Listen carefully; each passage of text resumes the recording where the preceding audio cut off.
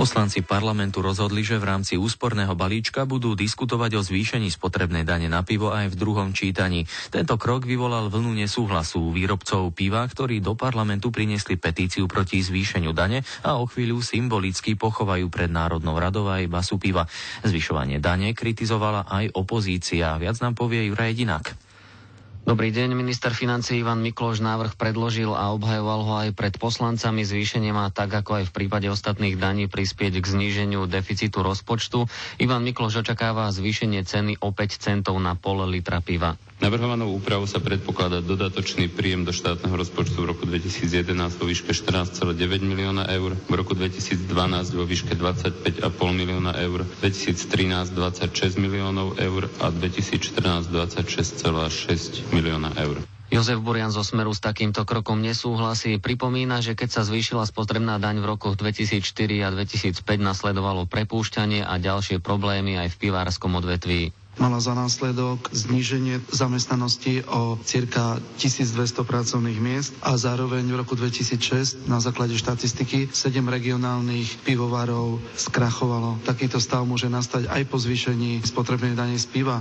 Jeho kolega z poslaneckého klubu Marián Záhumenský dokonca tvrdí, že daň z piva sa takto zvýši až o 49%, ale očakávaný dosah nebude taký, ako predpokladá vláda.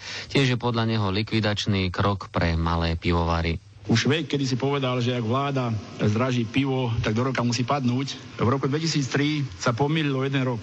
Verím, že tentokrát, ak navýšite spotrebu piva, sa Švejková prognoza naplní. Na túto poznámku zareagoval Ondrej Matej z SDK UDS. Pán poslanec, keď by bola pravda, že vláda, ktorá zdražie pivo, padne, tak vy by ste už mali skončiť v prvom roku vládnutia, keď zavreli pivovar v Topolčanoch pánovi predsedovi pod nosom.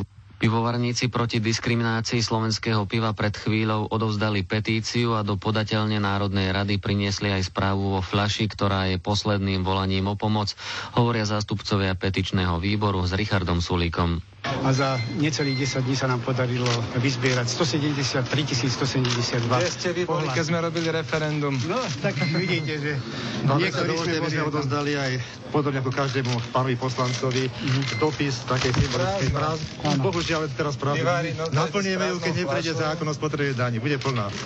Pred parlament ich prišlo podporiť asi 300 ľudí.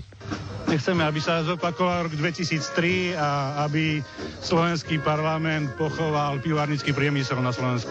Chceme dosiahnuť, ako tam veľa aj na letáku, že pivo je náš chlieb, takže to znamená, chceme, aby sa nezvýšila tá spotrebná daň, aby sme mali to zamestnanie, čo máme. No prišli sme preto, že robíme už dlhšie v pivovarníctve. Zažili sme zdražovanie v roku 2003. Práve v týchto chvíľach symbolicky pochovávajú slovenskí pivovarníci pred Národnou radou basu piva. Toľko zatiaľ z parlamentu.